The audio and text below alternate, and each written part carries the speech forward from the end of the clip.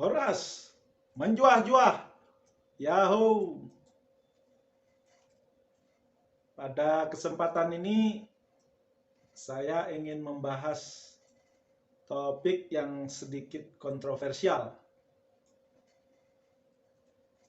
Topik ini muncul ketika saya dengan keluarga dalam perjalanan pulang dari liburan tahun baru bersama keluarga besar istri saya di Jakarta. Di dalam bis, anak bungsu saya, Adrian, bertanya, apakah kuliah merupakan liability atau aset? Maksudnya, apakah kuliah itu merupakan kegiatan yang hanya membuang uang, yaitu liability, atau kegiatan yang akan memberikan penghasilan, yaitu aset. Ini pertanyaan yang agak sulit dijawab, tapi saya mencoba menjawab begini. Pada masa sekarang ini, kelihatannya kuliah merupakan liability, yaitu kegiatan yang lebih banyak menghabiskan uang daripada memberikan pemasukan. Pemikirannya begini, ketika seseorang tamat dari universitas atau fresh graduate, dia biasanya dibayar dengan gaji 4-6 juta rupiah. Sedangkan kalau dia tamat SMA, pada saat ini dia punya kesempatan untuk mendapatkan penghasilan sebesar itu atau sedikit di bawahnya. Misalnya sebagai contoh, dia bisa jadi driver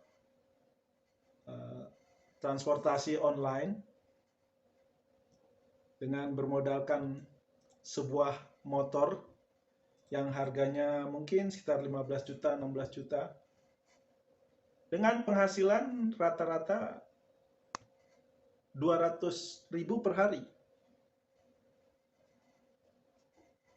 Nah, sekarang kalau kita hitung uang SPP seorang mahasiswa, katakanlah 7 juta rupiah per tahun, per semester. Lalu kalau dia berkuliah di luar kota, dia harus kos kira-kira 10-15 juta per tahun. Lalu dia harus makan dan biaya-biaya yang lain, katakanlah 1,5 juta per bulan. Nah, kalau dijumlahkan, maka total pengeluaran sang mahasiswa per tahun itu bisa mencapai 50 juta sampai 60 juta setahun. Kalau diasumsikan bahwa dia kuliah selama 4 tahun, maka dia menghabiskan 200 juta sampai 250 juta selama kuliah. dan selama itu dia tidak mempunyai penghasilan. Jadi 4 tahun sesudah dia tamat SMA, asetnya adalah 0. Artinya dia tidak punya aset apa-apa. Nah, kalau seorang tamat SMA, dia masih tinggal dengan keluarga, dia tidak perlu kos, tidak ada pengeluaran untuk kos, tidak ada pengeluaran juga untuk makan. Lalu dia bekerja mungkin sebagai driver transportasi online atau berdagang online atau sebagai tenaga penerjemah lepas seperti yang dilakukan Adrian. Maka dia punya penghasilan. Katakanlah mungkin 4 juta sampai 5 juta. Nah, kalau dia berdisiplin, maka dia bisa menabung katakanlah 50% dari penghasilannya. Maka dia bisa menabung 2 juta atau mungkin lebih setiap bulan. Itu berarti setiap tahun dia menabung 24 juta rupiah atau lebih. Dan dalam 4 tahun dia memiliki tabungan 98 juta atau lebih. Itu kalau dia simpan begitu saja. Tapi kalau dia investasikan, katakanlah di dana reksa atau obligasi, maka dia bisa mendapat lebih dari itu.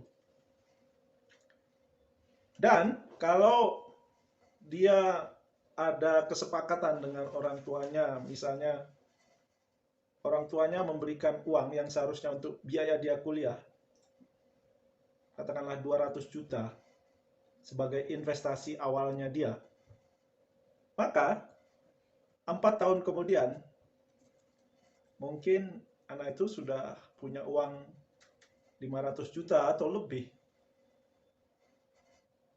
Sedangkan temannya yang kuliah mulai dengan 0 rupiah atau tidak punya aset sama sekali. Nah, kalau kita berpikir seperti itu, maka kita bisa bilang bahwa kuliah pada masa ini dengan demokratisasi ekonomi yang terjadi difasilitasi oleh teknologi, maka kuliah sebetulnya adalah liability, yaitu kegiatan yang hanya membuang uang. Ya, mungkin Anda tidak setuju dengan pemikiran ini. Tetapi setidaknya Anda bisa mempertimbangkan apakah Anda sungguh-sungguh mau kuliah, menghabiskan ratusan juta rupiah, dan menghabiskan 4 tahun tanpa menghasilkan apa-apa dalam periode itu. Bagaimana pendapat Anda? Sekian dulu. Horas, menjuah-juah. Yahoo!